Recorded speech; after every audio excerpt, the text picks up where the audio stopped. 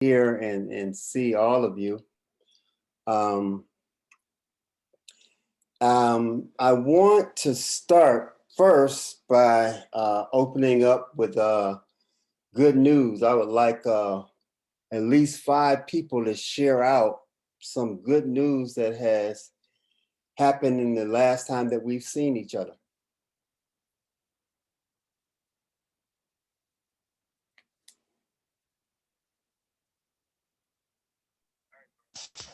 My birthright day was yesterday. You say that again? My birthright day was yesterday. I'm on 43, baby. Happy birthday, instructor. Yes, sir. Thank you. Good, good. Did you enjoy your birthday? Where did y'all went to Myrtle Beach, right? Yes, sir. Yes, sir. How was that? Fantastic. The weather wasn't hot yet, but had a ball, man. I dare live, baby. Helicopter rides, ocean swim. I think it's best to start by really identifying. It's a lot of background and foundational work that I want to do in this particular presentation. Introduction of who are we and what is really our role as 36 chamber instructors. And I put here social engineers, warriors of knowledge. And if you look up social engineering, there are 2 definitions that are diametrically opposed to each other. So when I looked at those definitions, I said, well, that's the, the initial definition that they offer. I said, well, that's definitely not us. And then the other definition was close, but no cigar. It was not really how I saw us as a collective group. So I coined another definition that I'm offering here. Could someone read that for me, please? Anyone? The socialized and align, to socialize and align a proper relationship with self, universal alignment with self and kind, facilitating guidance to self and master. Maybe I read that. Self-master. Less self-master. Let me read that again. Okay. To socialize and align a proper relationship with self, universal alignment with self and kind. Pardon me, I'm zooming in as I do it. Okay. Facilitating guidance to self-mastering, godship. Okay. That's beautiful. That's absolutely beautiful. So that's how I see us as 36 chamber instructors as part of our role, where it's not just a, for lack of better terms, a karate class. As you can attest to, it's a lot more than that. There's a lot more going on than that. That is how I see us as a collective group of instructors. And this is to the instructors in training. On our Saturday class, we have an instructional class, and I want you guys to look at this definition and watch how the other instructors have been perfectly modeling this for you. And I include myself in that, facilitating and offering myself as a model for what you are collectively growing into. As we are blazing a trail through this, covering down on our Grand Master. The expectation for future instructors is to do the same and more. So again, I just wanted you to take in that definition here. So I'm gonna move forward here. Yes, sir, instructor. Yep. Could someone get that, could read that screen for me, please? To know thyself is the beginning of wisdom. It is only through knowing who and what you are, will you ever be in alignment with your purpose. Ye are gods, children of the Most High. Psalms 82, verse 6. Now here I use I refer to Bible in quite a few of the slides here. However, I'm doing it more as a point of reference to solidify a point in that the Bible lays ground to a lot of foundational work that you see, especially in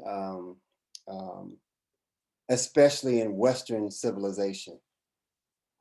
It's a lot more coming from that than you know. So I'm using that in the same vein. If you could appreciate that.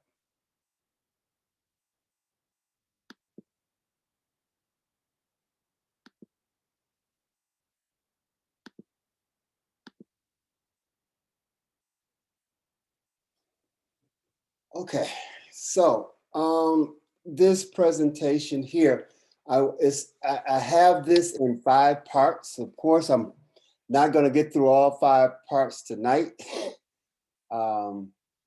I want to get through at least 2 parts tonight. Instructor North, what does my time look like? It's 8:17 right now, so we normally look to complete at around somewhere between 10 and 10:30. So I would say a good strong hour and 20 minutes maybe. Okay. Yeah. Yep, so I'll do that. Want to be mindful of the time, so I'm setting it right now. Okay. All right. So I should be able to get through at least 2 parts of this presentation tonight. Here, opening with the definition of mantra. Could someone read that for me, please? That the origin.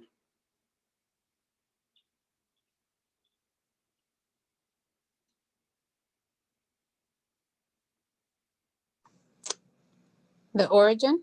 Yes. What is the Okay. origin of mantra? All right. What is the origin of mantra? The word mantra is derived from 2 Sanskrit words, manas,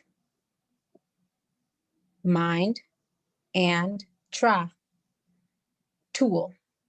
Mantra literally means a tool for the mind and was designed to help practitioners access a higher power and their true natures. Good, very good.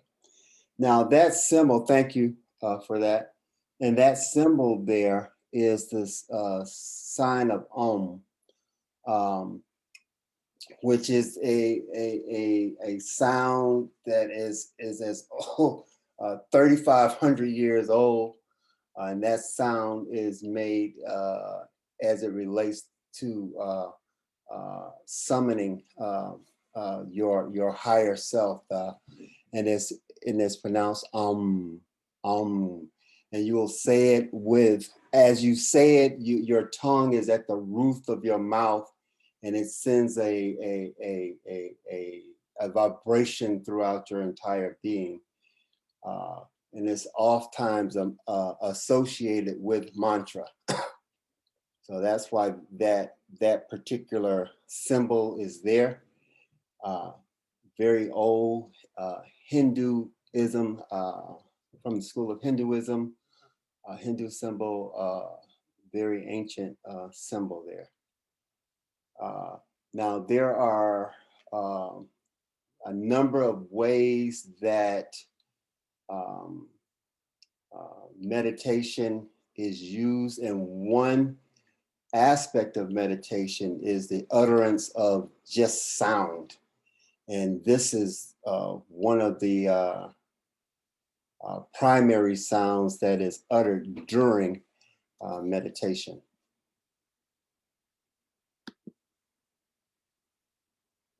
Now, here are some other symbols as well.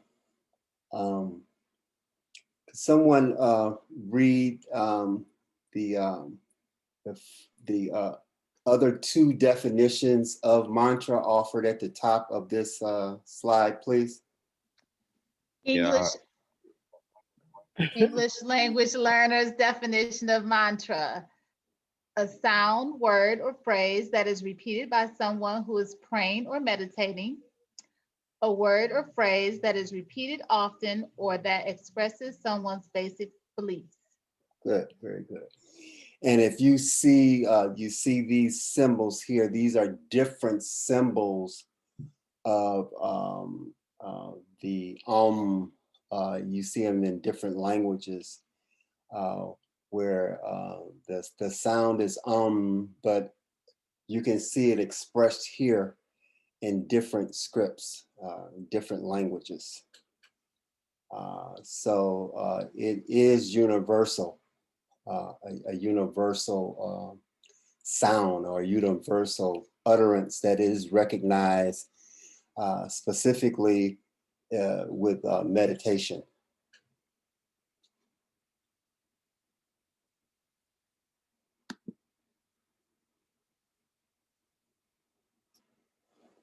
Now, as offered earlier, we talked about what the history and the etymological root of the word mantra. Whenever you see man or man, it means mind. Woman is a mind with a womb. That's that word hyphenated, womb, man, woman. And of course, you just have the word by itself, man, which means mind. Instructor, if you don't mind, could you go to that previous clip? I didn't get a chance to screenshot it. Okay. Thank you.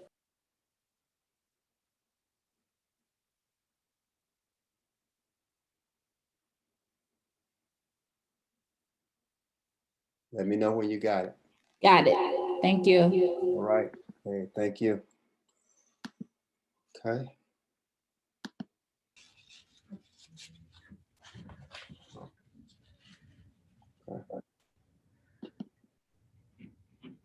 Now, it's a time for that I want some discussion here.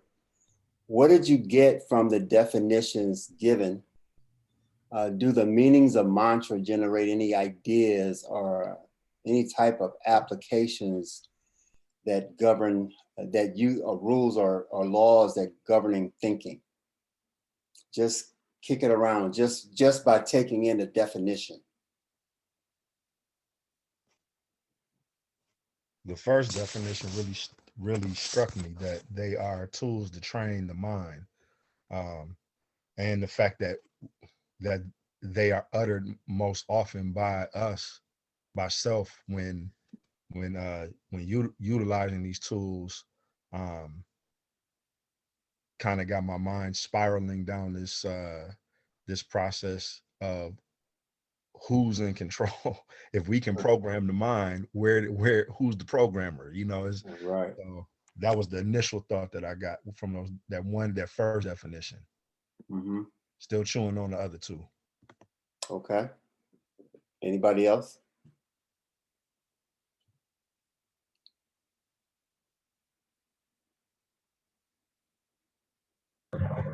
Hello? Can you hear me? Yeah. All right. In meditation, I've noticed the mind has kind of an echoing effect.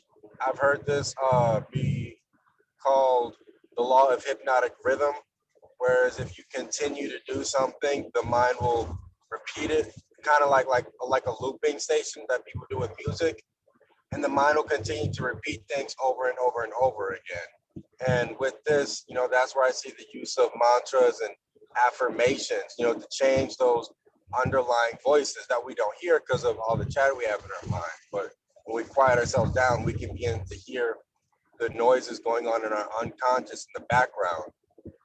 So with the affirmations and the mantras, they help us. And also in Islam, they do a dhikring. You know, it's just programming the mind. You know, it goes back to the axiom. You know, power is language sensitive. You know, because we're manifesting from the mind. You know, as within, as without, as above, so below. And so with, you know, we're adding a different program to our mind. You know, with meditation, we're able to quiet our mind and listen to the program that we have. And from that space, we're able to reprogram and get our neurons firing in different patterns and in different directions, and to start thinking and living and acting differently. Okay. Anybody else? Yeah, I was gonna say, like, it made me think of like it's a tool, but it's a tool like that we already have possession over. It's just like we have to use it. So it's like, you know, we have tools to do a lot of things, but you have to utilize it. Like it's a mind tool that's like was already given. It's not like you have to go find it or anything. Like you just have to utilize that which is given. Mm-hmm. Good. Good. Good. And all for me, all of that sitting on the fact that man is mind and mind is man. You know, you are what you think. You hear that, we understand that, but just to see it, you know, literally defined as the same, on top of the mantra being a tool to program the mind and everything else that Tofran and Aisha just said. But man is mind, and that just bringing that together and that succinctly, you know, that they are one and the same, just added even more utility to it for me. Cool. That's good. Very good. Okay. My idea is that I'm looking at other things. It's something that you could control or to guide to go a specific way or to like something you can control.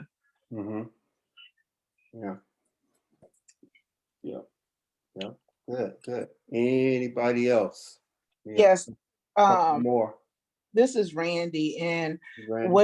what it does is it makes me think about this one aunt that I have, particularly Christian, and she has a dedicated prayer closet that she goes to, and you would always hear her, thank you, Jesus, thank you, Jesus, thank you, Jesus, thank you, Jesus, thank you, Jesus. So in reference to that, when we look at them like, oh, okay, you know, they're in prayer or she's in her prayer closet. And in fact, it was meditation with the sound, the repetitive, the vibration. It helps me look at things in a different light. So I appreciate that. You know, hearing the word mantra, you think more of a statement, an affirmation, or something of that nature, but this puts it into a different light for me. Right. Right. Good. Thank you. Give me a couple of more and then I can move. I was just going to, for me, my experience has been with my mantra. I do actually daily. It's daily affirmations, but they're not really daily affirmations. They're those they're actually more, they're daily, but they're in those moments where I see myself being cloudy, or if my thought is not present, if it's on something that just is not present, I use those different mantras to move myself back into the present. So just wanted to share that. And they're like, they're, you know, they're called mantras of within, basically. So it's like going back inside. So it's like, you know, basically mantras of I love within, you know, I trust within, you know, so it's going back inside and then taking care of that thing inside and then becoming present in the moment. Okay, so that's good. I'm glad you guys are, and I wanted to really start with the definition and offer different definitions and make the connection that it is a universal symbol and that it's a universal practice. As we can see in the slides before,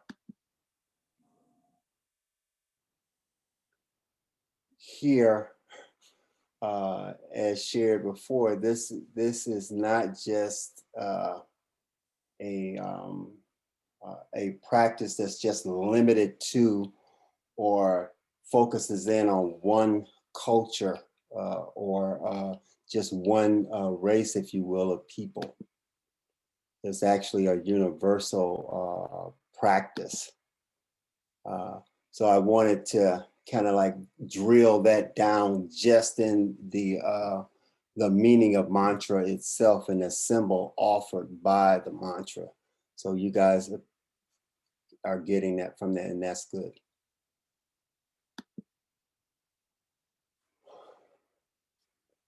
Can someone get that screen for me, please?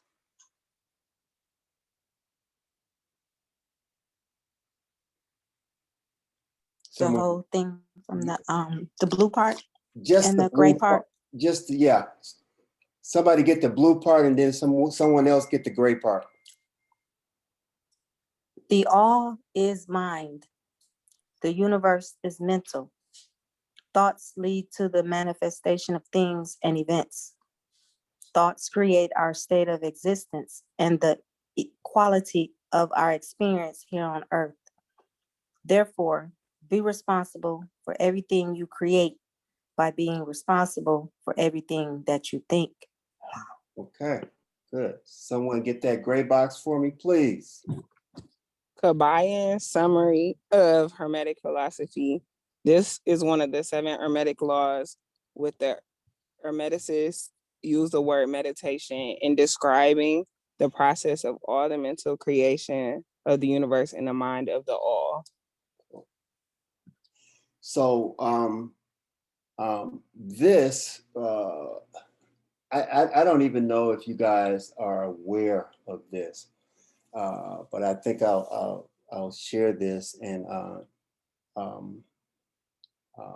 please, instructors, if I misspeak, please intervene.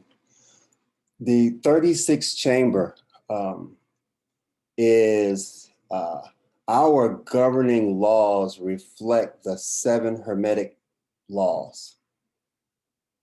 So all of our governing practices reflect and pull from these Hermetic laws. One of these laws is what's being introduced to you now, is the all is mind. And oftentimes you will hear this in martial arts. The 90% of our practice has to do with mental. Only 10% is predicated on outputs from the physical.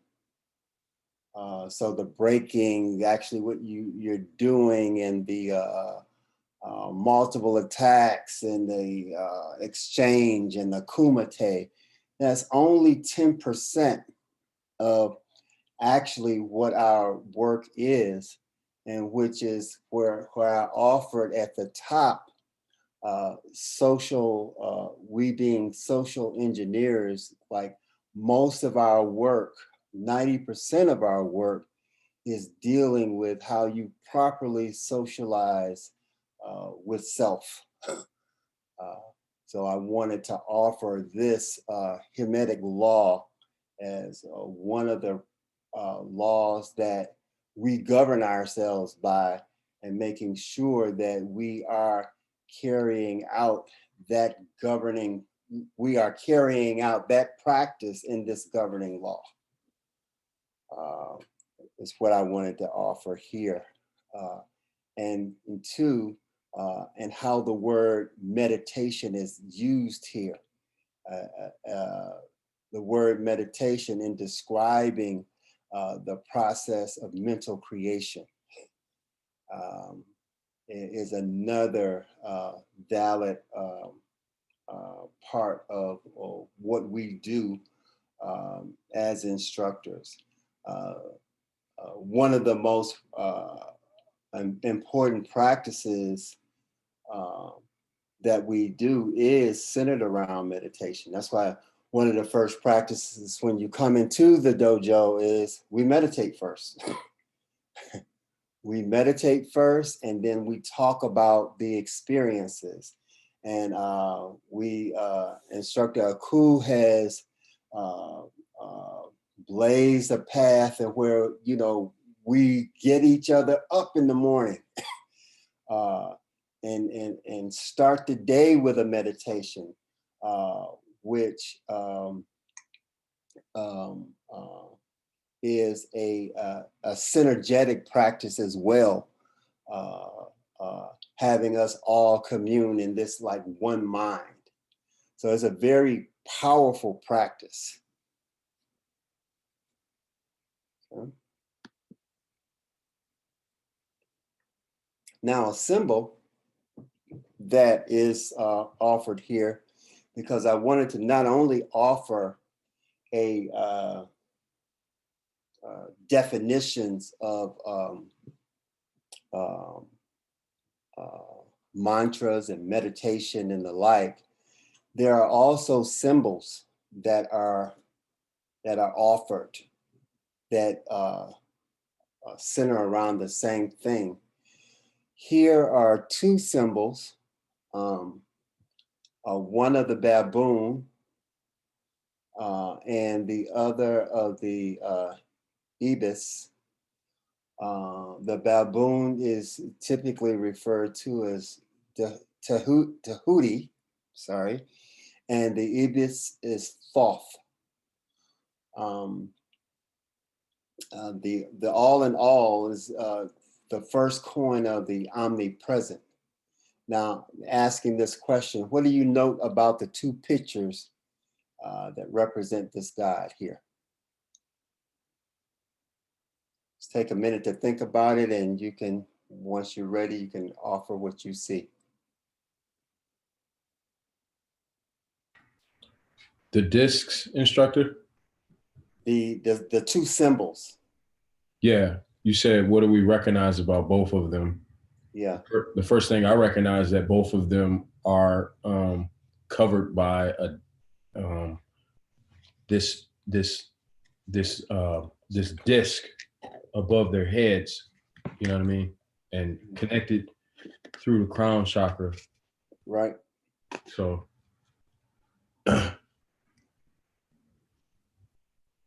anybody else? They're both represented as animals. Okay. Or rather having animal features. Okay, so one is, okay, both represent animal features. Anybody else?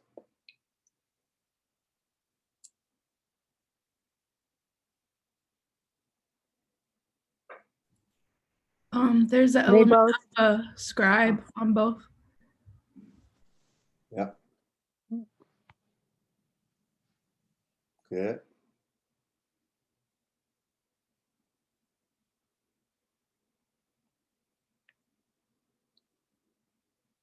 Someone else?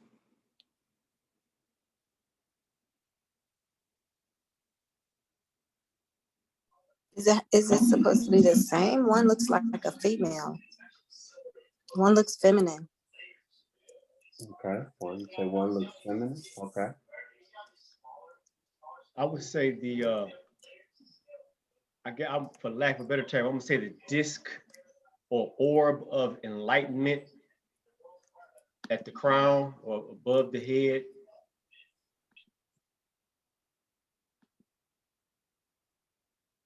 Okay.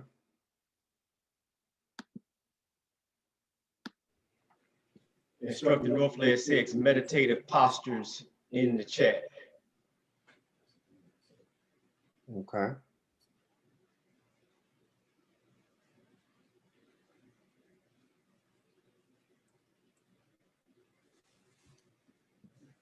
The one with the baboon looks like he is in an authoritative state.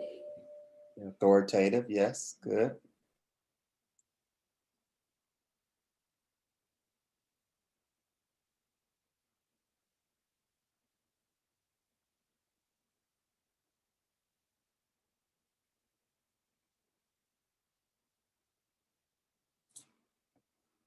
Come on, somebody else.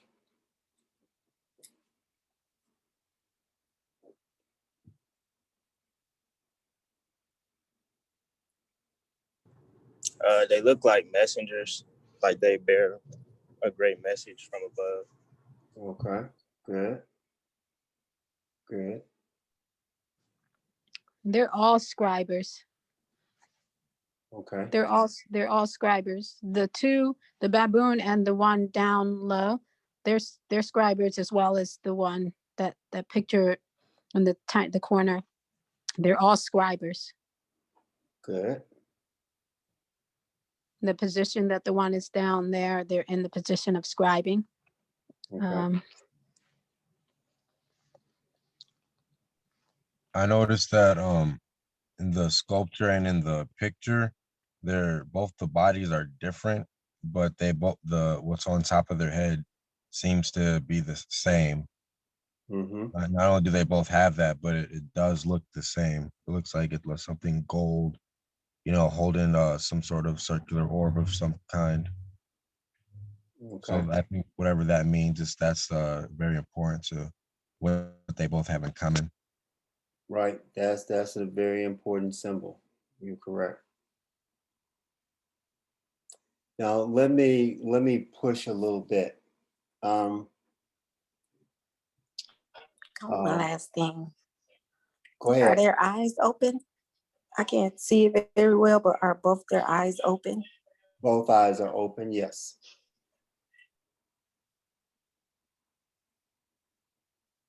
One more thing from the chat, instructor. iPhone says, are they drawing energy from the cosmos with the lunar disc? Okay, good observation. Good. That's Q. That's Q, by the way. iPhone is Q. Okay, very good. Good observation.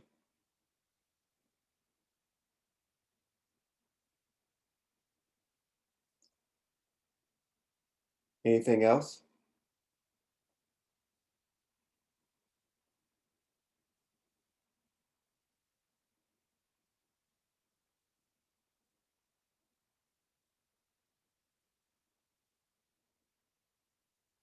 So let me push a little bit.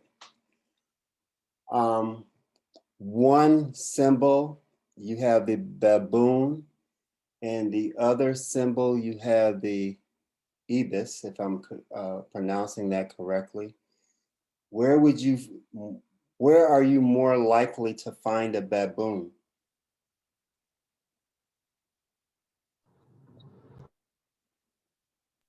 On the continent. In Africa. Which continent? Africa. The continent. Okay. All right. Mom. Back at mom. Okay. So what about the ibis? The same, instructor. Egypt. Could someone look that up? There are some in Africa. However, a lot of them are somewhere else. If someone can look that up for me. Is it Asia? No, I want you to look it up. Oh, my bad. I'm driving. Sorry, instructor. Now, someone that's not driving, I don't want you to try to look it up while you're driving. It says that they are in fact 5 areas of Africa and the Arabian Peninsula. Okay.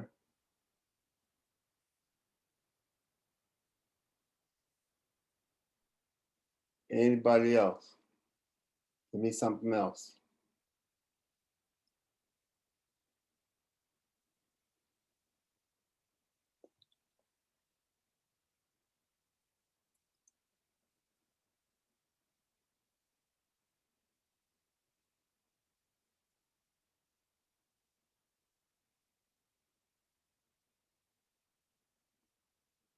Are there any in America? Come on, y'all. This is interactive. Come on.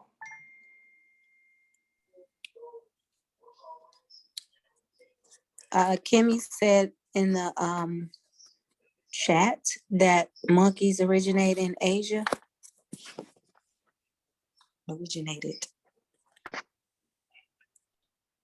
What about the ibis?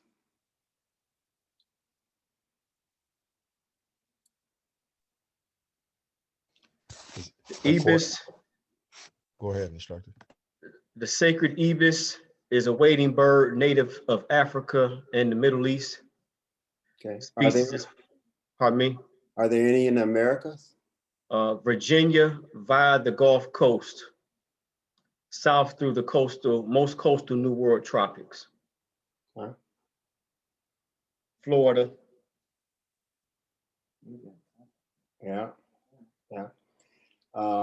When I was doing my research in this, there's some that were indigenous to Africa and the like, but you saw a good concentration also in America, North America, which I found to be interesting.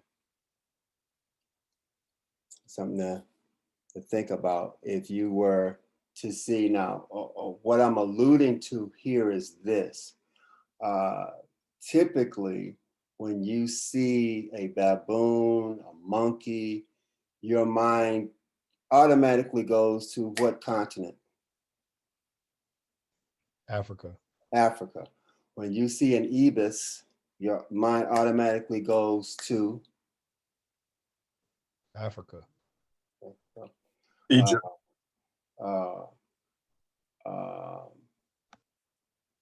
Some Africa, but like I said, there are some Middle East.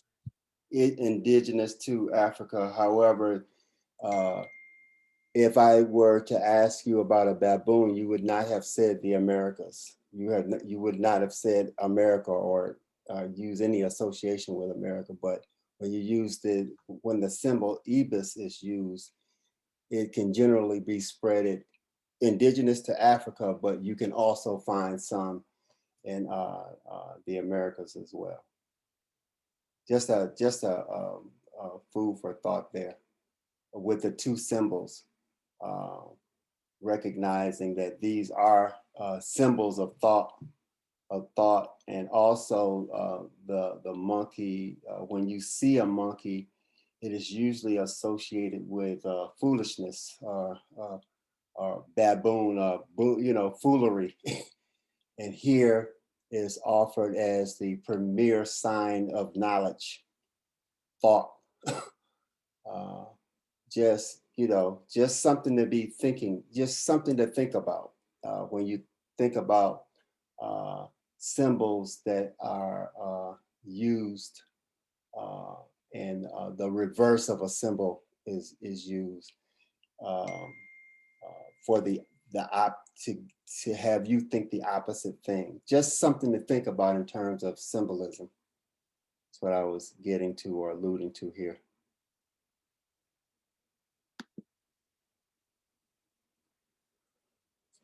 Okay. Here, going to, I want someone to take on that gray box for me rather than wrestling with the other, the white box here. Someone give me, read that gray box for me, please. It says uni equal 1, verse equal word to turn into verse, a line of writing, word, universe equal 1 word equals universe, world, WORLD, subset within this word is world, and L is the first letter of language. Okay, so here, your world, is what I'm offering here is your world is subject to your language usage and what you have come to understand. Universe, one word or a line of writing. In the word world, there's a subset within that word world, word, and L being the first letter of language. So here I'm offering here that your world is predicated on your language usage or your understanding of language. Going back to power is language sensitive.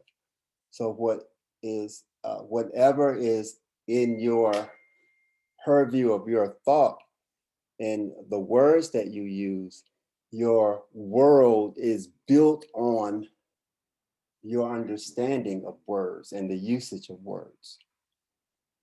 That's what I'm offering here.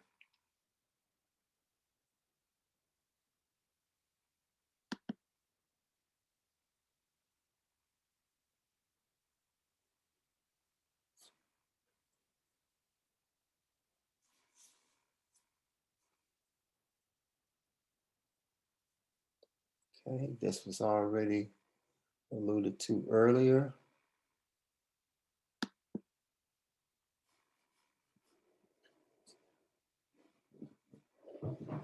The gray box, please. Someone get that for me, please, that gray box.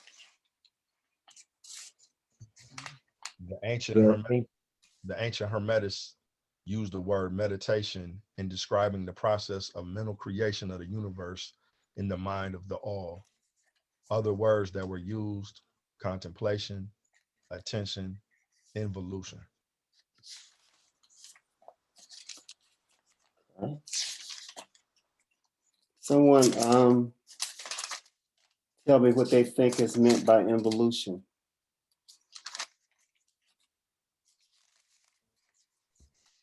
Involution, if I were to take an educated guess, would be an internal change or shift, an evolution, but of thinking, of thought, of perspective, a construct. Okay. Or mythos. Go ahead. You say what, Paul? Did you say mythos? Yes, sir. Yes, sir. Oh man, we on to something now. All right, anybody else? I looked it up. Is that okay? Yeah, that's fine. The physiological definition is the shrinkage of an organ in old age or when inactive, or the uterus after childbirth. In mathematics, it is a function, transformation, or operator that is equal to its inverse, or which gives the identity when applied to itself. And then the formal use is the process of involving or complicating, or the state of being involved or complicated. And the origin is the Latin word involvere that turned into involutio, and in English we have the word involve, and from there we have involution. Now, for the purposes of this, what definition, which of the definitions that you've read apply to the other? The second one. Go ahead. Thinking the third one, the process of involving. When I think of, meditation, I'm involving myself to be aware of what's going on in my body, as opposed to neglecting my body and not being involved. But You mind reading the second definition again, brother? yes, a function, transformation, or operator that is equal to its inverse, which gives.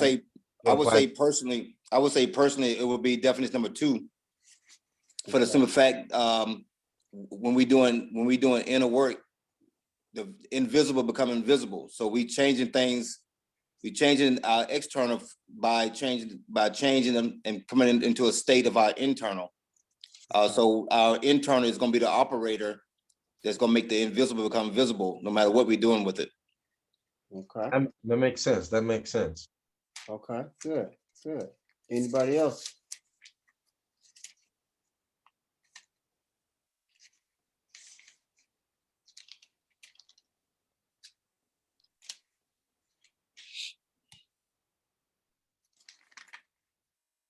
In the esoteric teachings, we learn that as above, so below, as within, as without.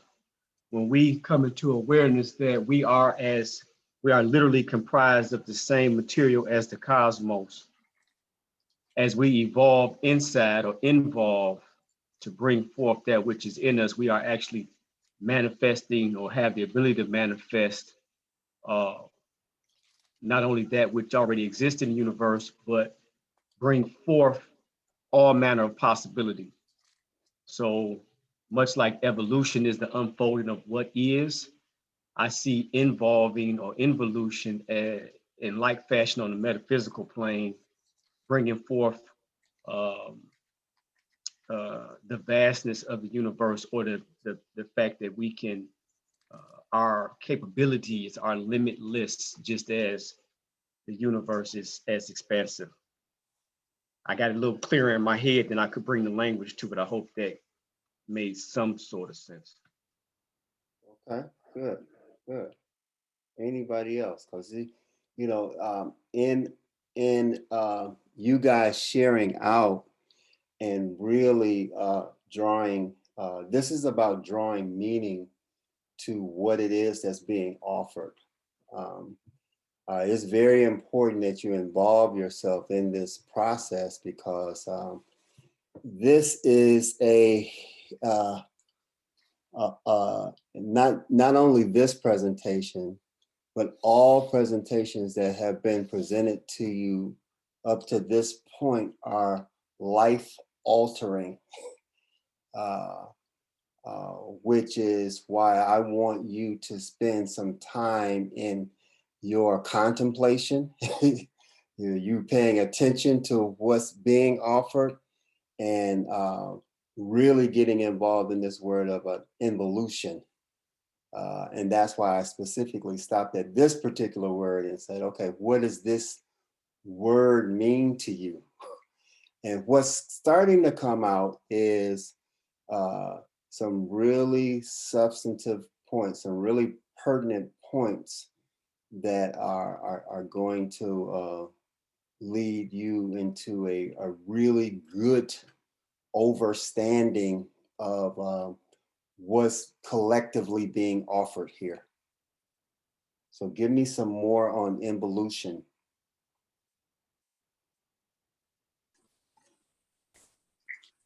I would say that, I mean, it immediately just goes to me. I mean, it immediately resonates to me as inner evolution. Inner evolution, meaning like as a people, we're moving around. We're evolving as a whole, as humans, but then there's tiny, or not tiny, there's evolution happening on like microcosms within our lives, you know. I feel like this in this time, I feel like I'm in an involution in many ways. So for me, that's what that word feels like, and sounds like, and rings like to me. Okay. Yeah, it's like this thing where basically in life you can never stop. I think they give us this thing called education, and everybody goes to, you know, throughout elementary, college, and so on, and then they stop. They graduate, and they just stop learning, and they literally shrink physically, mentally, emotionally. Everything shrinks. They're shrinking because it's like there's nothing there to hold the space or to expand that space. You know, when there was education, there was that. The education was there to have that, you know, hold that space to expand them, to evolve them, to involve them, to help them to cause them to grow. And then once people stop their education process, they just become this, they're fixed, and then they start to shrink because everything around them continues to grow. So if you're not growing along with it, you're actually shrinking. So for me, I feel like that word, that's what that word feels like to me, is that we are living in our lives in a whole evolution as a whole, as a planet and as humans, though we are also within ourselves having these microcosmic evolutions, which are involutions. They're happening within us, and people are noticing them outside of us in our, you know, how we interact within our world. Yeah. Very So. good. Give me another one. Give me one more so I can move. For me, Go ahead.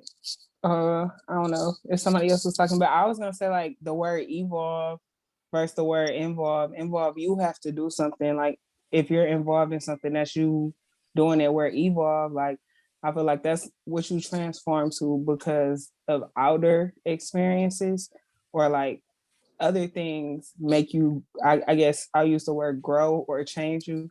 Where involve, like is like you would have to change, because it's like, just like you would say involved, like I'm involved in an action. Right. And so that's like you being a part of that action, as Yeah. where evolve is like outer experiences being a part of an action affecting you. Okay, good. Good. Thank you. Instructor, I have a I'm quick sorry. one. Go ahead. I have a quick one.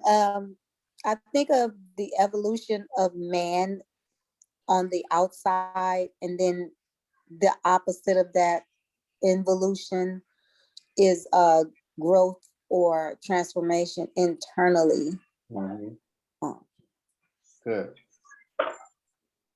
Good. Very good.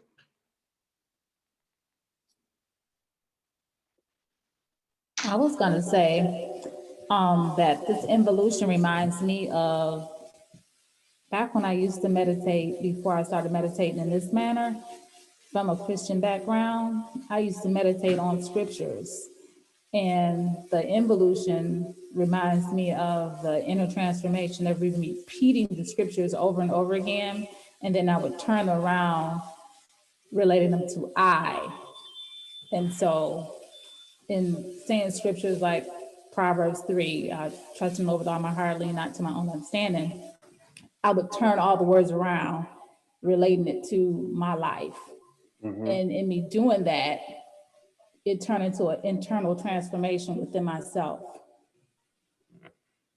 Good. Very good. Instructor, may I ask this real quickly? Go ahead. Yeah, I was the same thing that the Sister Nari just said. It struck something with me when Sister Salamatu was talking as well. Is this involution? I believe is because people kept using the word human, and prayer closets. I think involution is when you realize that you are the prayer closet, and and you really not human. It's remembering. Evolution is really remembering who you are. We go back to that first scripture, Psalms 82:6. Do you know that you are God? That evolution is the internal work of remembering who you are, and it's God. It's not human. It's not something separate from who you are. And your prayer closet, based off of this contemplation, is what our prayer closet is, internal work on the inside of us that would bring us to the remembrance of who we are. And that's what came to me. Good. Come on with it, brother Infinite. Hey, now, hey. Real quick, instructor. I think it was Sister Aisha, what she was saying. The involution is the precursor to the evolution. From my perspective, I kind of took that from what she was saying. Like, okay, like I involve to evolve. But I passed the mic. Okay, very good. Can I share? Yes, of course. Okay. From my perspective, and it's kind of alludes to some things that some other people said as well. When we evolve, we have these physical characteristics that are already in our DNA, but are not expressed yet. But they begin to get expressed so that we can adapt to our environment. So it is the expression of superior genes and superior qualities physically so that we can thrive. So when I think about involve, it's the internalization of that. So these things that are already in us, but they are not expressed yet. So we learn to grow them internally to express the highest version of ourselves, like our inner being versus our outer being. Good, good. CJ, could you read that gray slide that's in front of you now? Yes, instructor. The involuntary stage of creation is sometimes called the outpouring of the divine energy, just as the evolutionary state is called indrawing. The process is sometimes described as rhythmic, referring back to the word verse, which also means a metrical line of writing. Okay. Expound on that if you can, CJ.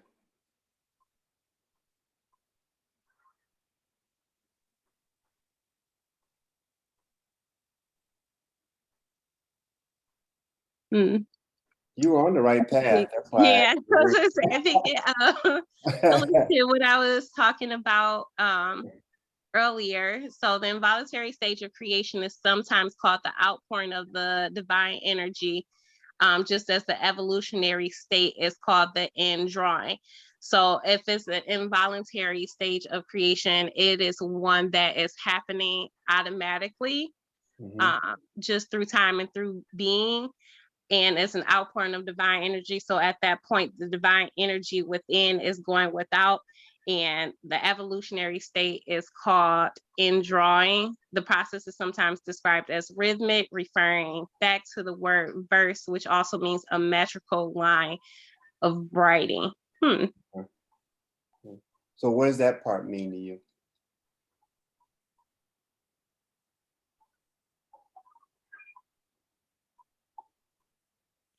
When I think of metrical lines of writing and verse, I know we talked about mantra and sounds resonating.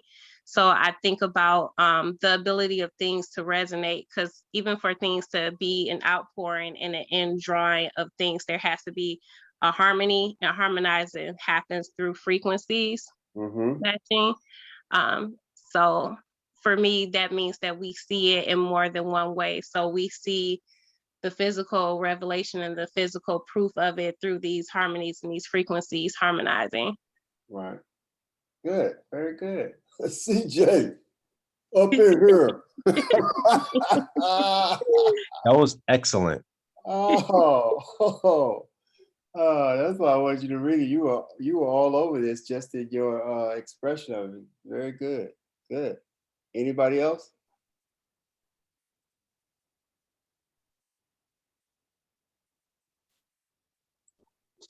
I guess I can go in on it. When I'm looking at this where it says described as rhythmic, referring back to the word verse, it makes me think of a cadence, then the cadences are a certain like set of patterns, like phi ratio or the Fibonacci sequence. You follow a set pattern, and when we think, we create that pattern. And then, but with the law of hypnotic rhythm, it continues that pattern. And it goes on and on and on and on and on. The beat don't stop till the break of dawn. Sorry, I couldn't help myself. Sorry. I kind of felt that coming.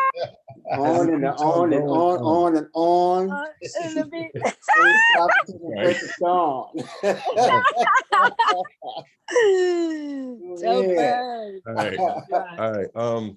In the military, we learned about radios. And so I was talking to a radio guy. He says that the radios are emitting a specific pattern, and that's the frequency that they're kind of vibrating on. But when I don't know if it's vibrating or it's the specific pattern that they're putting out and emitting. And with that pattern, it keeps on going out. That's what creates the frequency being the specific pattern or the sequence. And so when we create a specific frequency, pattern, or sequence with our thoughts, then what the echo effect, it recreates, and so on and so forth, keeps it going. Yeah. Good. That's good. That's a good example. Anybody else?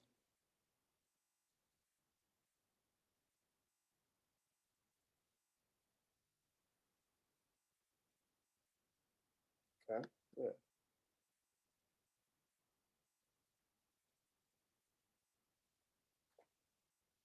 Somebody get that yellow and the gray.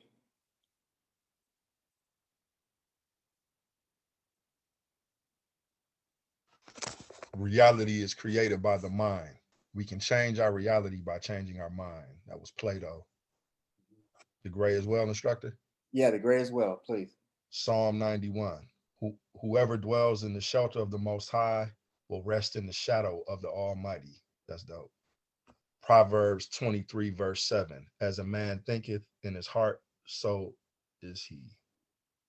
There are 360 citations in the Bible referring to head and or thought, and there are 96 references to mind.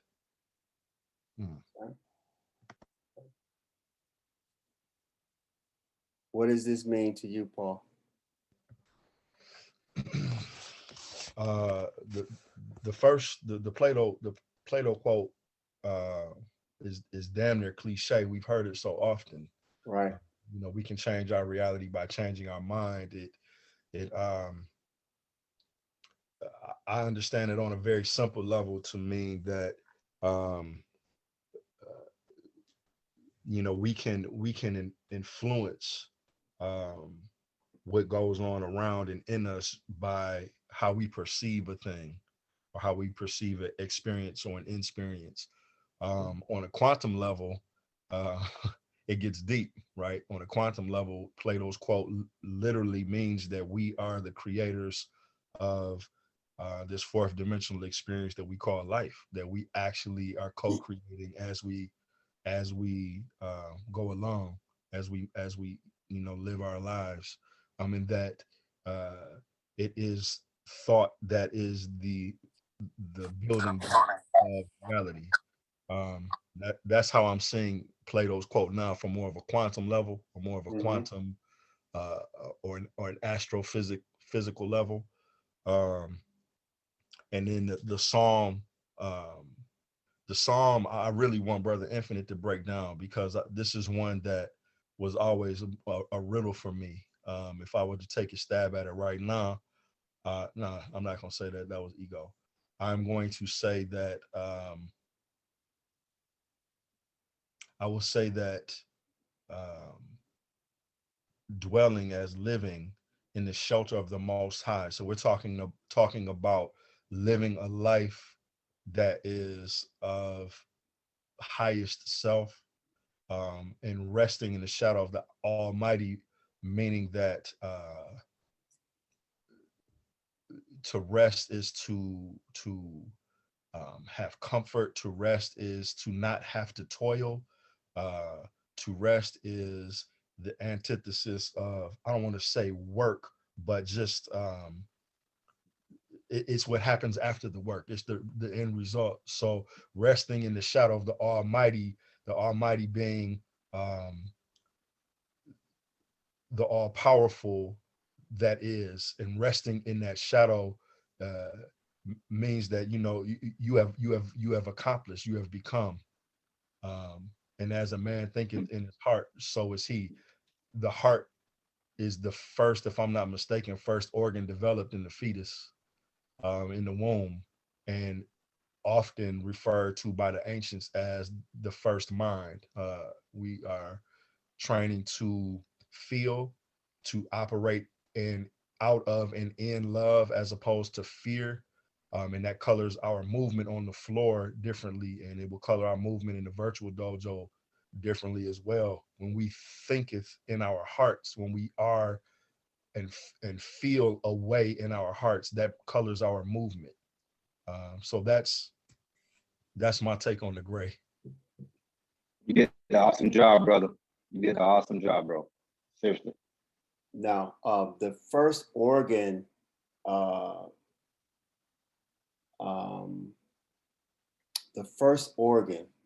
give me some clarification on the first organ. Someone else, it's the first organ created in the womb. I lost audio for a second, instructor. Were you speaking to me? I'm just putting it out there. The first organ that's created in the womb, what is it? Brain. The brain. Oh, it is the brain. Okay, it's not the heart. My bad. Yeah, it is the brain. Okay. So, okay. All right. Anybody else on this particular slide? I just want to say, wow, that's amazing. The brain being the first organ. I didn't know that. Yep, that's the first organ created. Beautiful. Thank you, instructor. Hello, can you hear me? Yep, go ahead. Okay. I want to go with the Psalms verse first because I don't want to forget what I'm thinking. But whosoever dwells in the shelter of the Most High, it made me think of the crown chakra and operating in that consciousness. Okay, good. And to rest in the shadow of the Almighty. So the rest of those chakras is resting in the shadows of the Most High chakra. How I'm looking at it. Okay. As a man thinketh in his heart, so is he. Is we pulsate, electromagnetic energy from our hearts, and we manifest, via our thoughts, and we always say, my heart wasn't in it, right.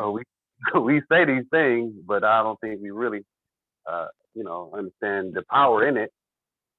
But the power of the heart to bring forth what we manifest, and being conscious of it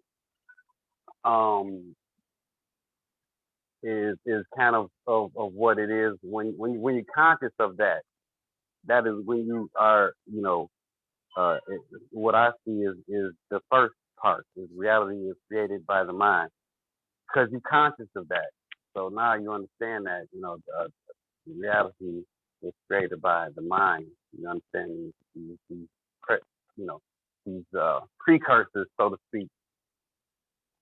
So now I could say we could put Plato's, or I would say, that'll be a way of putting it together for, Plato. Okay, good. Good. Anyone else?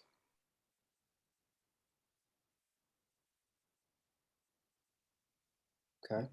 I was just merely intrigued with the numbers, the 360 citations of brain or thought, and the 96 citations of mind, and looking at it in the reference of numerology and the importance of numbers.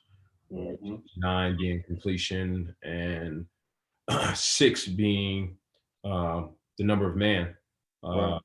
and how completion or creation, 9 being manifest through mind, 6 man. Right. Anyway, that's Good. yeah. Wow, deep thinking. That's good. That's good. That's very good.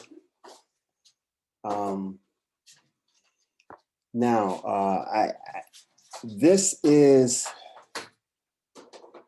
another part of. I was able to get to part 1 and 2 as I had planned to. This actually starts another part, and I don't want to open this one until the next session. So I want thus far to share out what you were able to glean from this,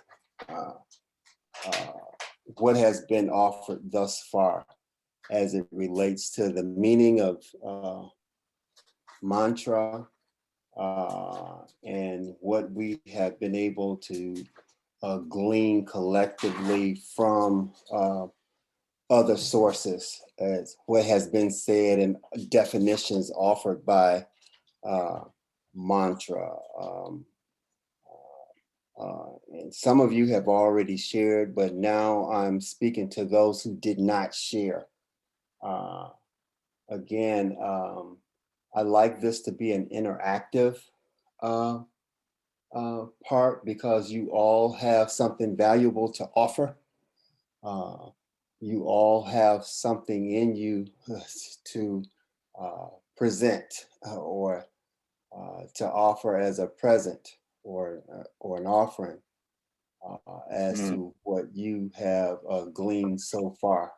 So that's why I really want all of you. Now I'm moving towards you guys that have not said anything during the entire time. So those who have not said anything, you know who you are. So let's tell us what you think thus far. Apologies, instructor. Gigi and I actually came in a little late, and we didn't see the definition. Is it possible that you can go back to that slide? Okay, I'll do one better than that. Someone is going to offer the earlier slide, and then I'll go back. So can someone share the meaning of mantra and what was shared earlier? Someone that has not shared yet.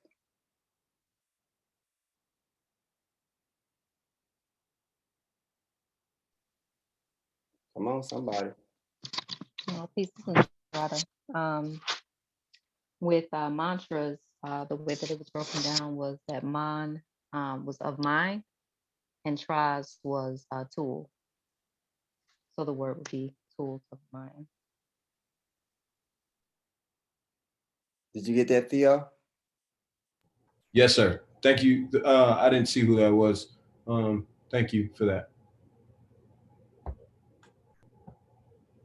Whoever provided that. Thank you. Who provided that, please? Share. It's Radha. Peace, it's Radha. Right. Thank you. Thank you, Radha. Okay, I'm gonna go back to that particular. I think that was the slide here.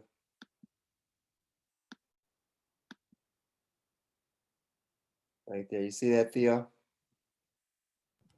Yeah. Yes. Okay. a tool for the, okay.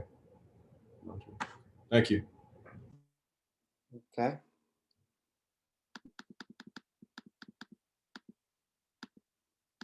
Anybody else?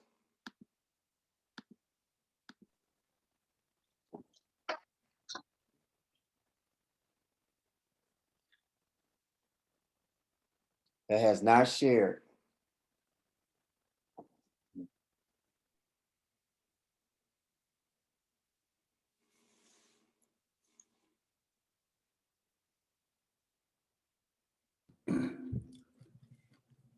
Peace, family. Go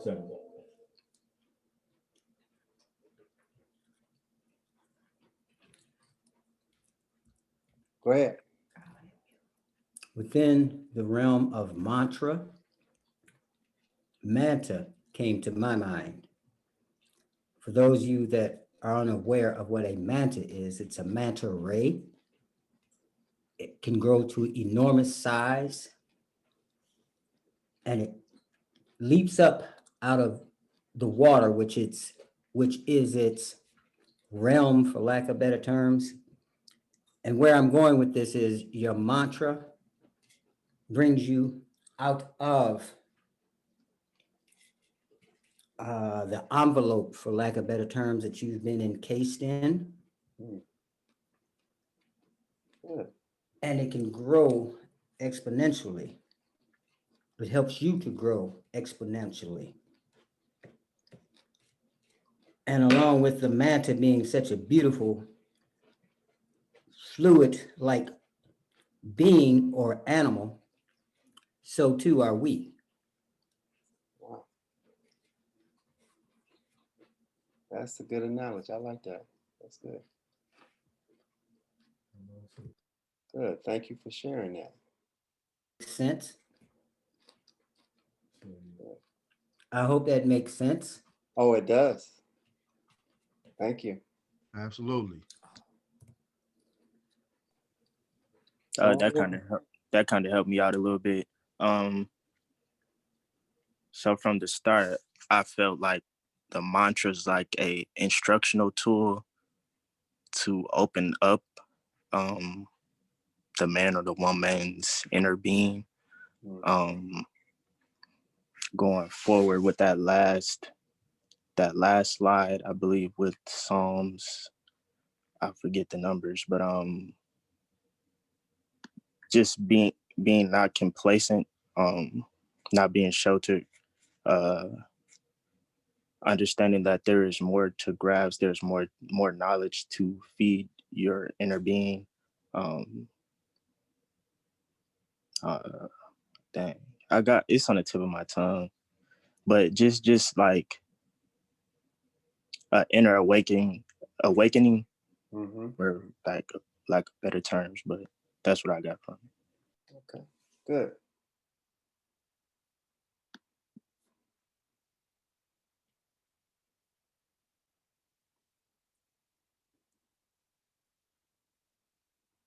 Anyone else? Someone that has not shared?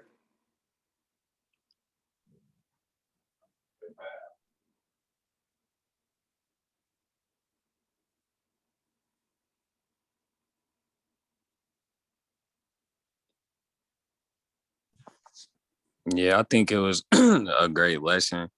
A lot of times we can place beliefs and perspectives on our external.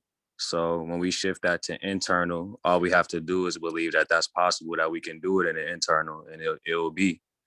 So when we shift, creating our perspective from the external and internal, amazing things can happen if it's channeled in the right program. Right. Right. Okay, good. Peace, instructor. I have a question. Question? Yes, is the question asked, the discussion question, from the perspective of only the person in blue or from both parties? No. Here, this discussion question, we're not discussing this one right now. This actually enters into part 3 of the presentation. Mm-hmm. We're just doing a recap of thus far, what has been offered thus far, what stands out to you? What are some pivotal points that stand out to you? I just have this discussion question actually cues me that another part is about to start. Okay. I was curious about that. Okay. Yep. That's a good question. So go ahead, Q. Oh no, basically I was gonna say, it depending on the perspective. Well, first I believe that there's a balance. There always should be a balance, because one of too much of the other thing could be detrimental to self.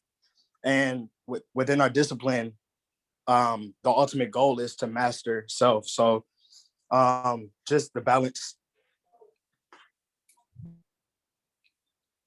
Okay. So you got, out of what's been presented thus far, just a balance. I'm sorry, that was based off of this question right here. No, question. Not this question that's in front of you now. I was asking, what have you gleaned from the presentation thus far? A couple different things. One, I was real interested in the because we're going over the animal systems, the photograph that you sent of the monkey woodlock, the bamboo. Just how even in different cultures, in different sculptures like art, how they capture or hit on certain things that we work on in our discipline, such as that meditation, such as the posture, certain things that we focus on when we tap into those different animal systems. So I was really interested in that. Mm-hmm. And then moving forward to working through that in real life, or in the virtual dojo, gaining some of those characteristics and then losing more of self so that we can tap in and allow that animal system to move through us. Okay. So that's what you were able to glean from what's been presented thus far? That's what I've been really busy. I'm cooking right now. So and I got out the shower. So from that, yeah, that's what I got from that. Okay.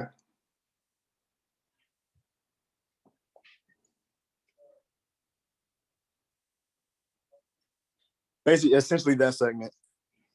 Okay.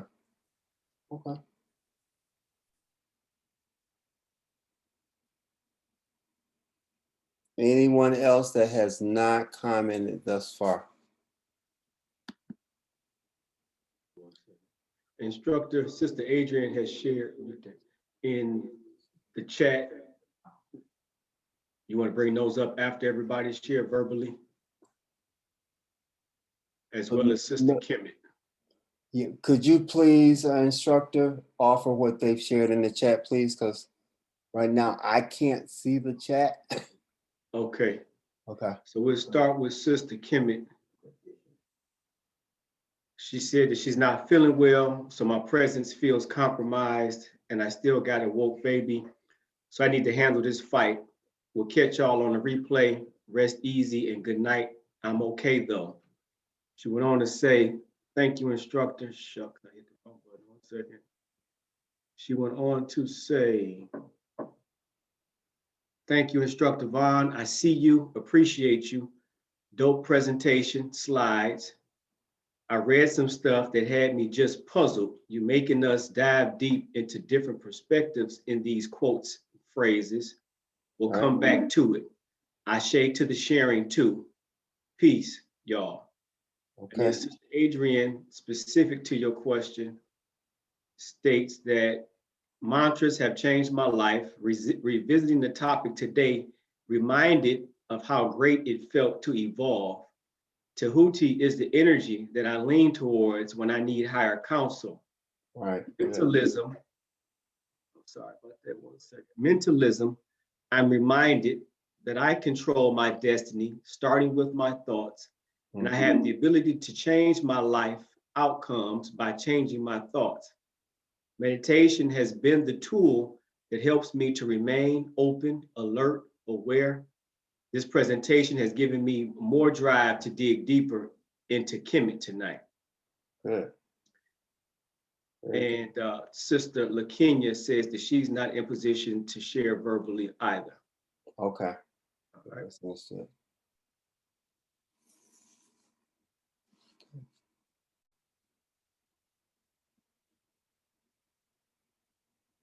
Okay. Thank you. Thank you, instructor. No problem.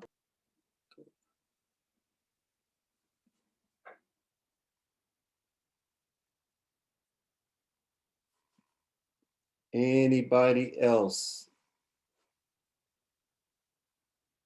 You got a lot of folks, instructor. You want me to give you some names? Yes, please. Sister Taj is online. I believe Brother Aaron shared. Emerson, Infinite, Javion, Jeremiah. I don't think Sister Kimmy can share.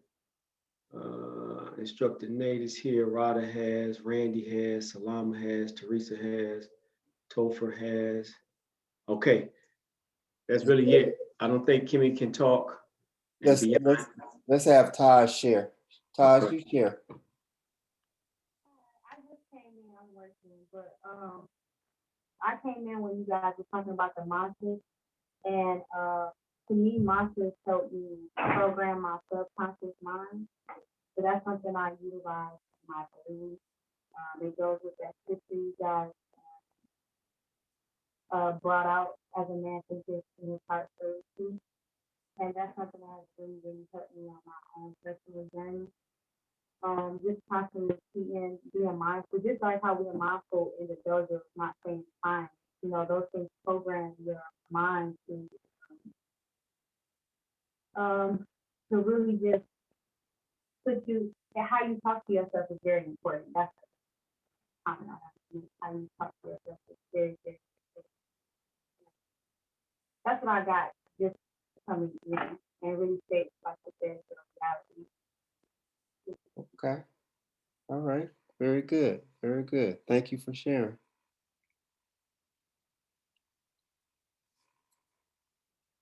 Who else do I have? Instructor Oku? I can go.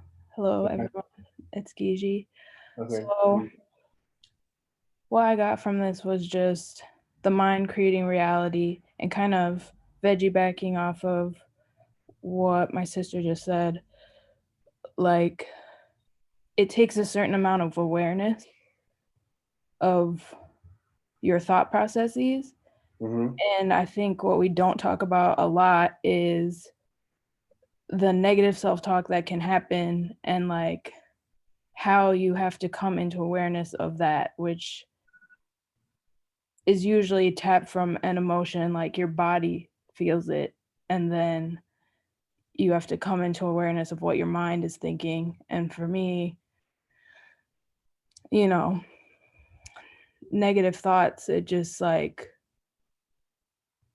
thinking both about the reverberations in the universe of your reality, but also like your present moment is not, it's not at an optimum, it's not moving towards where you want to go. So in the martial practice and in real life, I think we got to be real about that stuff. Oh, yeah. Yeah. Thank you. Thank you for sharing, Quinn. Yeah, thank you. Anyone else that has not shared? I want everybody to share that can share.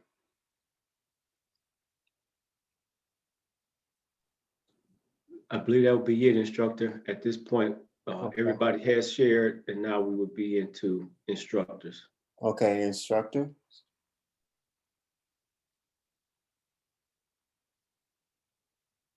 We can start with you, Instructor Oku. For me, it's really simple. One, thank you, instructor. Knowing you, I'm really excited to watch you unfold this over the coming weeks. You do a great job of laying a framework and a foundation. So this is, I'm excited. I don't know where you're going, obviously, but I just got a sneaky suspicion it's going to be what it always is when it comes to you. So it's going to be fantastic. That's the first piece. And then for me, it's just really simple. Again, thankful for the handles that we put on these profound things that have been talked about and taught on since the beginning, from antiquity. They were hidden from us for so long, safely tucked away in different cultures. But now it's such a blessing to be here in the present and to be unpacking these, immortal, time immemorable truths, primordial truths that absolutely sustain and built the foundation that we live in. So just to be able to put a handle on these things and revisit them is truly a blessing.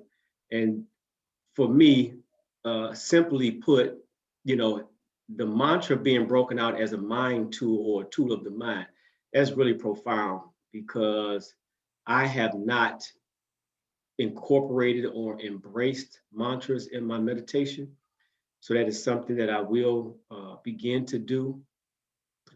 Beyond that, having experiences wherein sustained thought, I see and feel and operate where sustained thought has actually physically changed me.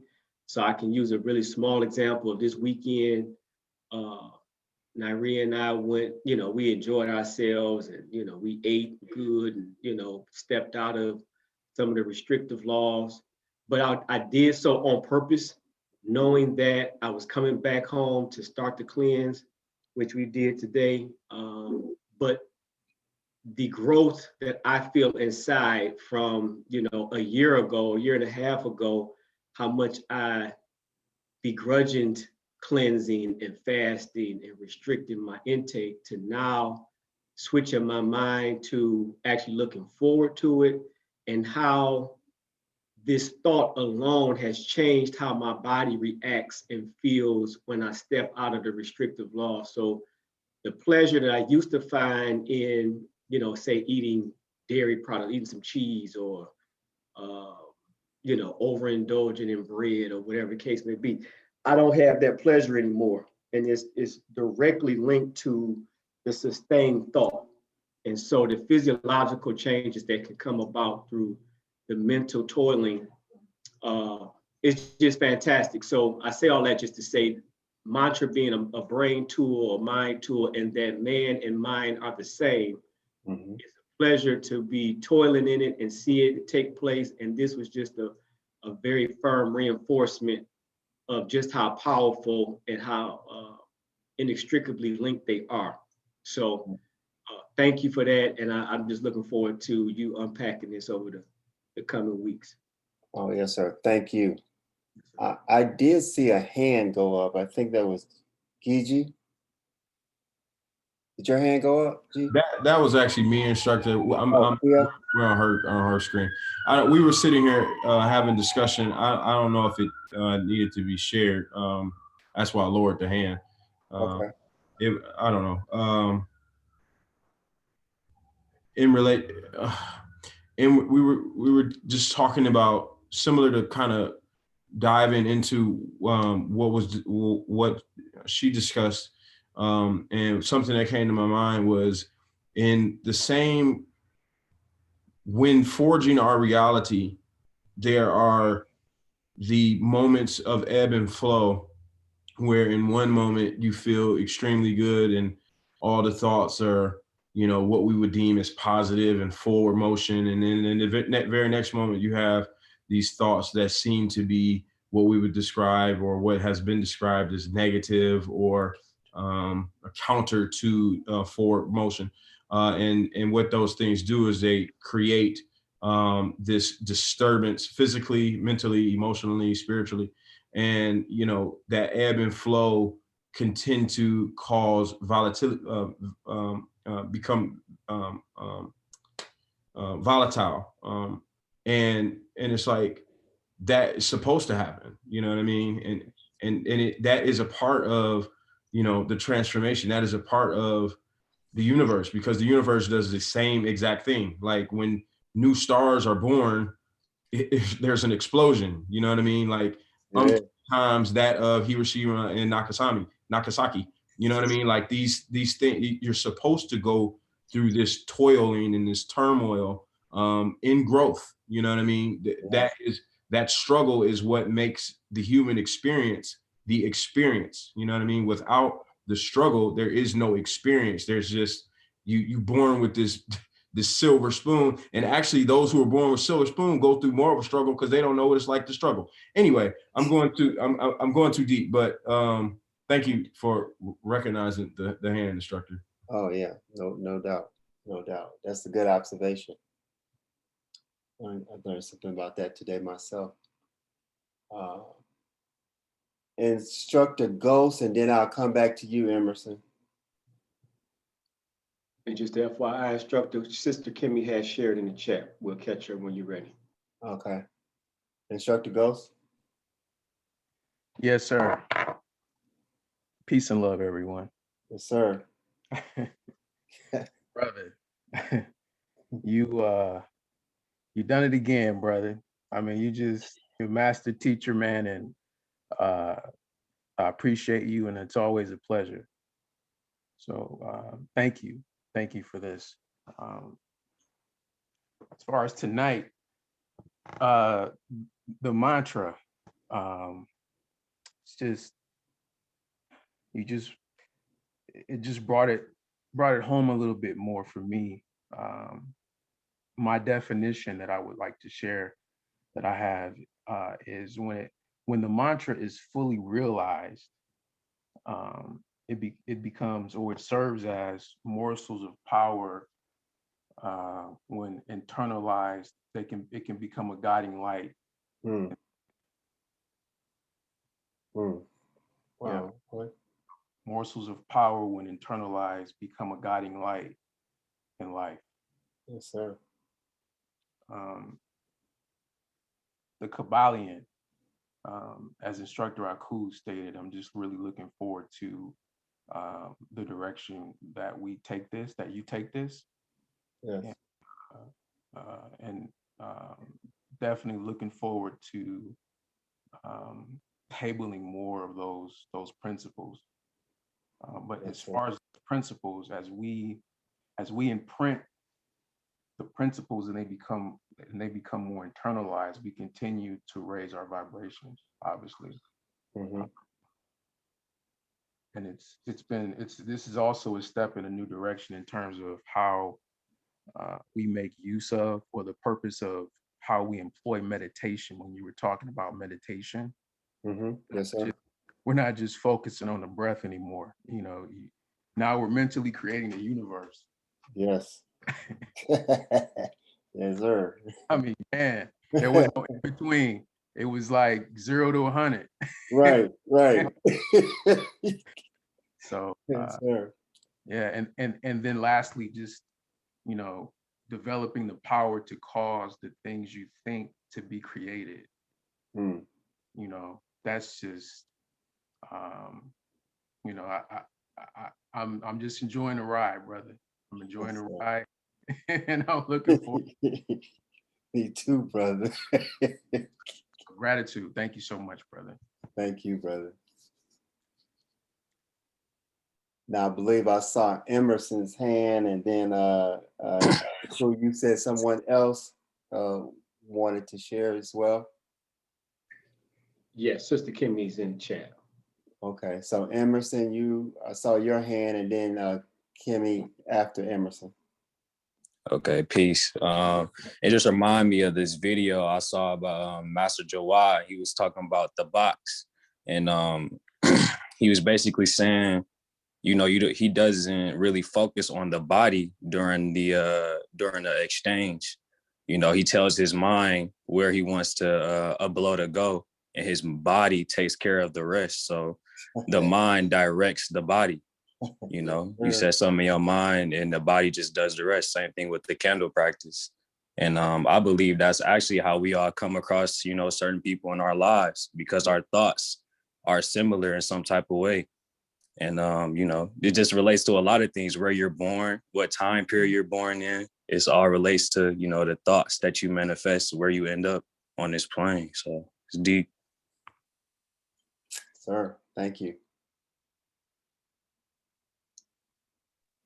Okay, Sister Kimmy says, peace.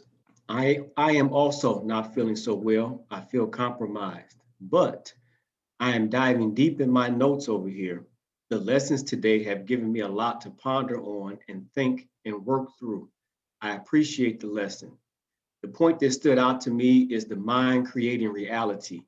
I always catch myself wanting to create something, but I become aware that sometimes doubts or negative thoughts were already unintentionally planted, and I, in a sense, quote unquote, fail.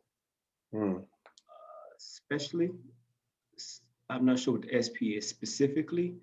I need to become more aware of my mental and the conscious that needs to be tapped into. Wow, okay, good. Good, good. Those are good. Those are excellent points there. And Kimmy, we are going to, as this presentation unfolds, hopefully something is offered that will help you with that.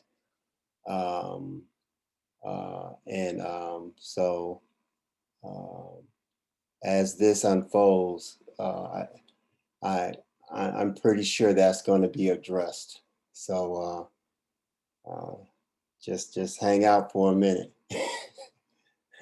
Yeah, it's just the first part of it. Thank you, instructor. I appreciate it. And Yeah. thank you, instructor Aku, for sharing my sentiments. I appreciate you as well. I can't wait to hear the rest of the lectures to come. I'm excited. Thank you for sharing.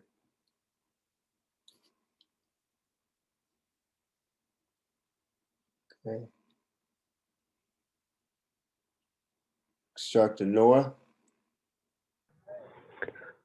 Peace, everybody. Definitely appreciated this, and you know, this was kind of like a teaser. It was a whole lot, but it was like the trailer to, you know, a big action movie that's about to be a summer blockbuster. Like, you know, it's a lot in there, but at the same time, it's like, you know, it's so much more. So, you know, I'm happy to be here and grateful and thankful for everybody that joined, and definitely looking forward to the rest of these presentations. Instructor Nate didn't go either. I'm not sure if he's in a position to speak, but yeah, definitely don't want to overlook him. I'm sorry about that. Thank you for bringing that to my attention. Instructor Nate, you have something, sir?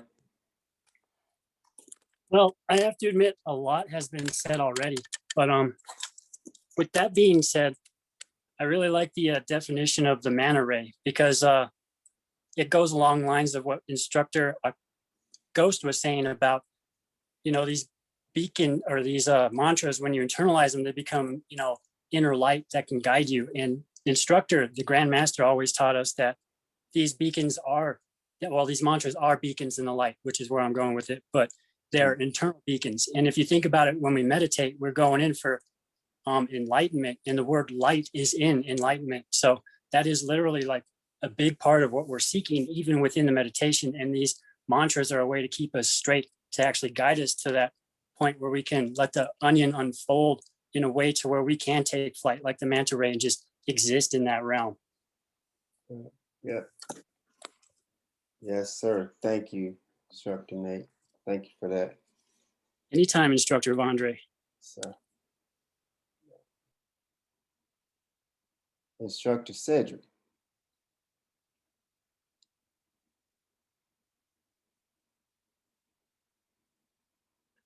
The mighty instructor is not with us. Okay. Any other comments, concerns? Did I get everyone? Everyone has previously spoken, yes, but not a quote unquote final thought if you were looking for that. Yeah,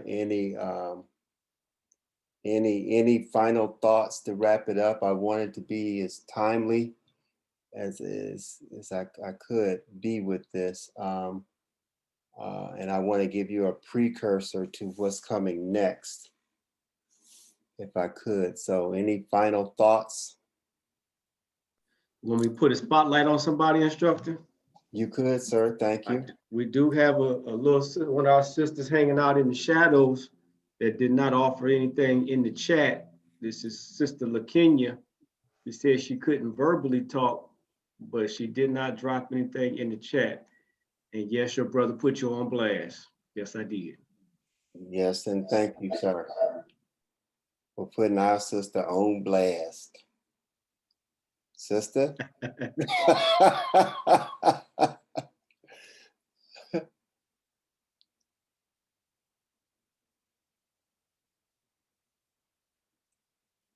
Can she talk? Sounds airtight to me. Just saying. No, she didn't say that. We're gonna have to catch her. We'll catch her, instructor. Just put a note next to her name. I will. This will happen after you get that birthday, that new birthday. You get to telling on folks. Oh man. She actually is no longer on. Okay. I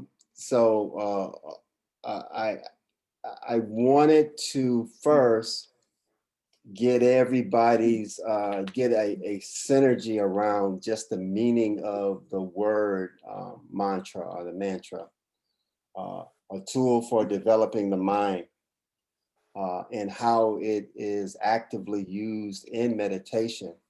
Now, the part that we're going into next is actually what parts of the brain lend itself to shifting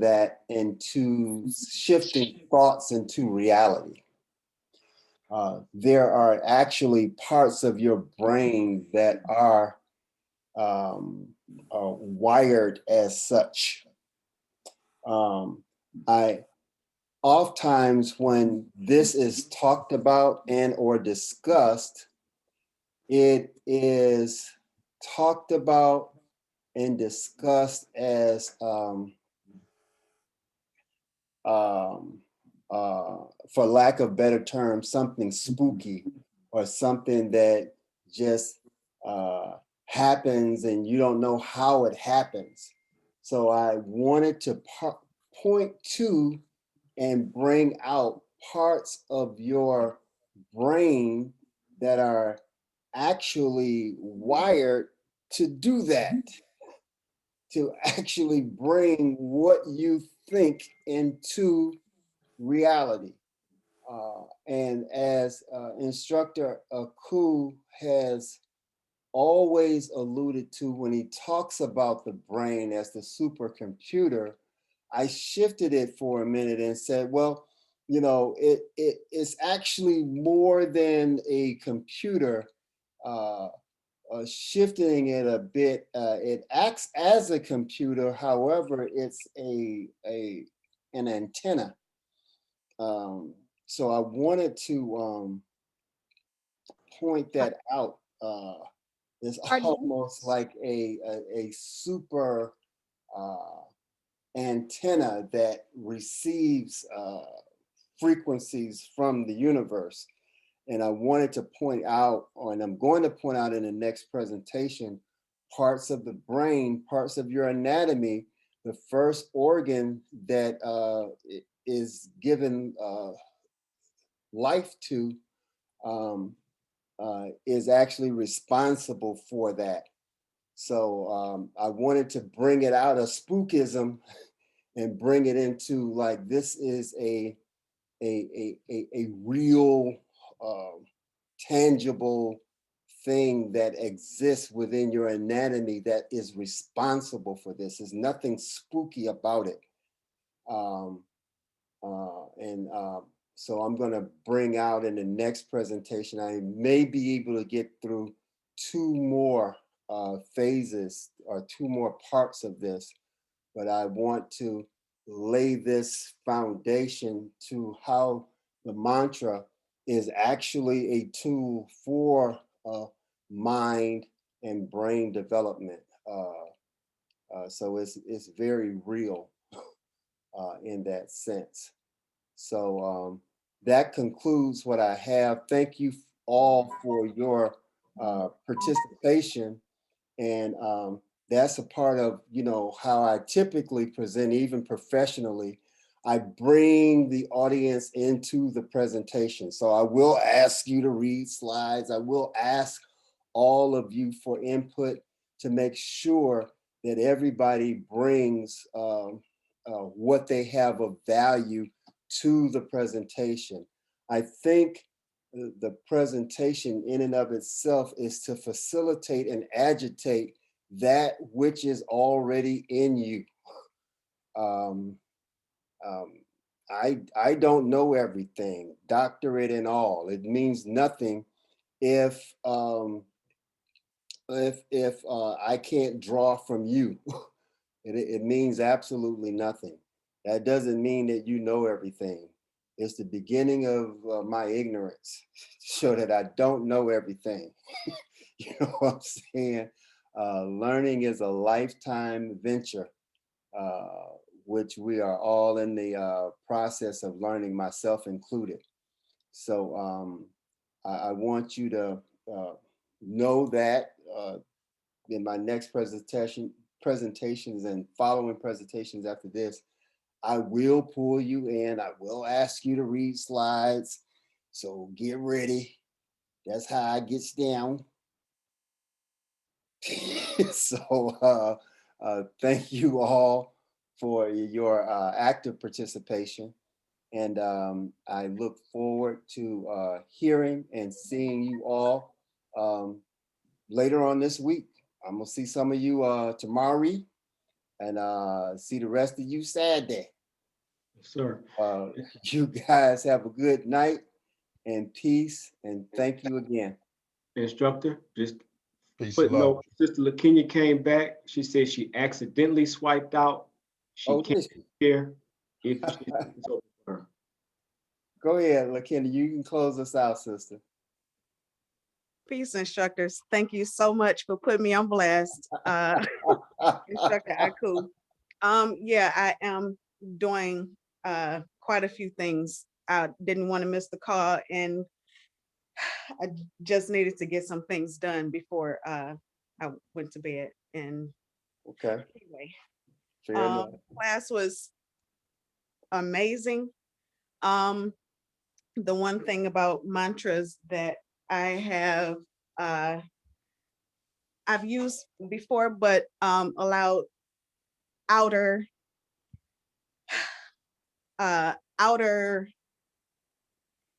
everything dictate my thoughts and veer me away from it, and I forget how powerful the mind is and how important it is to use mantras to make or break your world. I've been on both ends of it. There's positive mantras and there are negatives to me. And a lot of those negatives is in my world is the negative self-talk and things like that. And I do have reminders, and I keep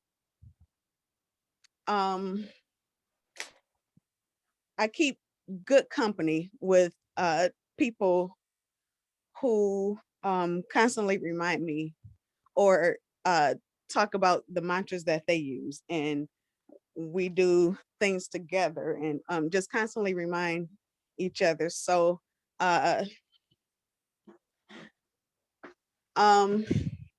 it's a lot that I do want to say. I know it's late, but I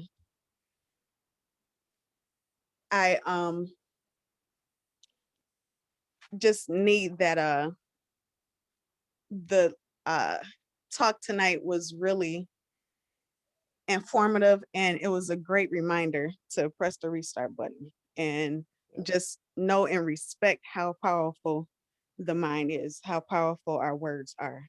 I'm making a list. That was my goal as I was listening. Really sitting down and getting clear and just sitting with self to create my own tonight and really be clear and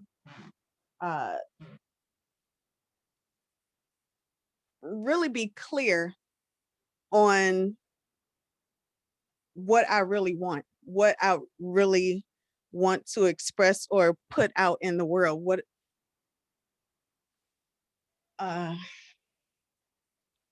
I'm a little overwhelmed right now because it's so much that's on my mind. So it's just a powerful thing. And I really appreciate